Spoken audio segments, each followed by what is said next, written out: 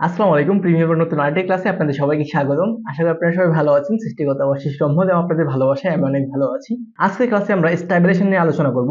অনেক সময় হয় কি আমরা আউটডোরে ঘুরতে যাই, অনেক শুট নেই বা আমরা কোনো একটা প্রোডাক্টের অ্যাড মেক করছি। এখন অনেক শুট নিয়েছি, এই ভিডিওতে অনেক শেকিনেস চলে আসছে। তখন আমরা কিন্তু এই ভিডিওটা আর আমরা আমাদের অ্যাডের কাজে কিংবা আমাদের ভিডিওতে ইউজ করতে পারি না, অনেকটা আনইউজেবল হয়ে যায়। সো আজকের ভিডিওতে আমরা এই জিনিসটাই শিখবো যে কিভাবে একটা আনইউজেবল জিনিসকে আমরা ইউজেবল করে তুলতে পারি। লাইক আমরা ধরেন এখানে একটা ভিডিও নিয়েছি, এই ভিডিওটা অনেক শেকিনেস আছে, এই শেকিনেসটাকে কিভাবে আমরা স্মুথলি করতে পারি এই জিনিসটি আজকে আমরা শিখবো। সো আর কথা না বাড়াই চলুন অ্যাডোবি প্রিমিয়ার পথে চলে যায় এবং প্র্যাকটিক্যালি আমরা কাজটি শিখি। ওকে, আমরা অ্যাডোবি প্রিমিয়ার পথে চলে আসছি। এখানে দেখেন একটা ক্লিপ রেখেছি, যে ক্লিপটা অনেক শেকিনেস আছে ভিডিওটাতে, একদম ইউজ করার মতো না। আমরা এই ভিডিওটাকে একদম স্মুথ করব, যেখানে কোনো শেকিনেস থাকবে না। ওকে, স্মুথ করার জন্য আমরা জাস্ট এটা ইফেক্ট ইউজ করব এবং সেই সাথে কিছু কাস্টমাইজ করব। আমরা ইফেক্টটা ইউজ করার জন্য আমরা চলে যাব ইফেক্ট প্যানেলে। আপনারা যদি ইফেক্ট প্যানেলটা খুঁজে না পান তাহলে মেনু বারে উইন্ডো রয়েছে, উইন্ডোতে ক্লিক করবেন। ক্লিক করার পর এখানে দেখেন ইফেক্ট প্যানেলটা আছে, আপনারা জাস্ট এখান থেকে এনেবল করে নেবেন। এখানে লিখবেন ওয়ার্প স্টেবিলাইজার। আমরা এখানে যদি ওয়ার্প লিখি বা স্টেবিলাইজার লিখি তাহলে চলে আসবে। এখানে দেখেন ওয়ার্প স্টেবিলাইজার চলে আসছে। জাস্ট একে ক্লিক এন্ড ড্র্যাগ করে আমরা আমাদের ভিডিওতে ছেড়ে দিব। মনে রাখবেন এখানে কিন্তু অনেক টাইম লোডিং নেই যখন একটা ভিডিওকে স্টেবিলাইজেশন করে। সো আপনাদের যতটুকু অংশে স্টেবিলাইজেশন দরকার ততটুকু অংশে স্টেবিলাইজেশন করেন, এর বেশি কিন্তু করিয়েন না, এতে করে আপনার অনেক এডিটিং টাইম লাগতে পারে বা অনেক টাইম লাগবে না স্টেবিলাইজেশন হতে। ওকে, এটা আমাদের স্টেবিলাইজেশনটা হয়ে গিয়েছে। এখানে আমরা ইফেক্ট কন্ট্রোলে চলে যাব। তার আগে আমরা একটু এটাকে প্লে করি। ভিডিওটা দেখতে এরকম হয়েছে। বেসিক্যালি আমাদের ভিডিওটা ছিল মূলত এরকম। বেসিক্যালি আমাদের ভিডিওটা দেখতে ছিল এরকম, অনেক শেকিনেস আছে ভিডিওতে। বাট আমরা যখন এখানে স্টেবিলাইজেশন দিলাম তখন আমাদের ভিডিওটা দেখতে হলো এরকম, অনেক স্মুথ হয়ে গিয়েছে।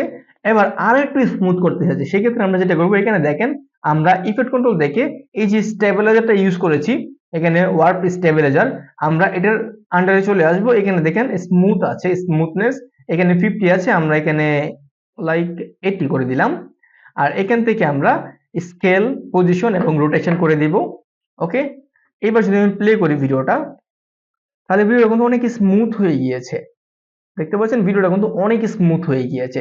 আমরা যদি আরেকটা ভিডিওতে অ্যাপ্লাই করি, লাইক আমরা যদি এখানে চলে যাই স্টেবিলাইজেশন ফাইলের ভিতরে, এখানে একটা ঘড়ির ভিডিও রয়েছে এন্ড এই ভিডিওটা দেখতে এরকম। আমি স্কেল টু ফ্রেম সাইজ দিয়ে এটাকে স্কেল আপ করে নিচ্ছি। ওকে, ভিডিওটাতে কিন্তু অনেক শেকিনেস রয়েছে, লাইক দেখতে পাচ্ছেন ভিডিওতে কিন্তু অনেক শেকিনেস রয়েছে। এবার আমরা এখানে ইফেক্ট কন্ট্রোলে চলে যাব, সরি ইফেক্ট প্যানেলে চলে যাব। আমরা ইফেক্ট প্যানেলে চলে আসলাম। এখান থেকে ওয়েব স্টেবিলাইজারটাকে ক্লিক এন্ড ড্র্যাগ করে আমরা আমাদের ভিডিওটা ছেড়ে দিব। এখানে প্রথমে ভিডিওটা একটু অ্যানালাইজিং হবে, অ্যানালাইজিং হওয়ার পরে আমাদের ভিডিওটা স্মুথ হয়ে যাবে। এখানে ওয়ান স্টেপ হয়েছে। ওকে, আমাদের হয়ে গিয়েছে। ওকে, ভিডিওটা কিন্তু এখানে অনেক স্মুথ হয়ে গেছে। আমি চাচ্ছি আরেকটু স্মুথ করার জন্য, সেক্ষেত্রে আমরা যেটা করবো সেটা হচ্ছে আমরা এটাকে সিলেক্ট করবো। সিলেক্ট করে আমরা চলে যাব সেম এখানে স্টেবিলাইজার আন্ডারে এন্ড এখান থেকে স্মুথনেসটাকে আমরা 80 করে দিব বা 70 80 70 80 90 আপনার যেটা ইচ্ছা সেটা করে দিতে পারবেন, আপনি যতটুকু প্রয়োজন ততটুকু দিবেন। ওকে, এন্ড এখান থেকে আমরা স্কেল এন্ড পজিশন রোটেশন এটা করে দিব। ওকে, তাহলে Adobe Premiere Pro নিচ থেকে এটাকে একদম যেতটুকু ফ্রেম সাইজ দরকার ততটুকু ফ্রেম সাইজ করে দিবে। ওকে, এবার যদি আমি প্লে করি ভিডিওটা,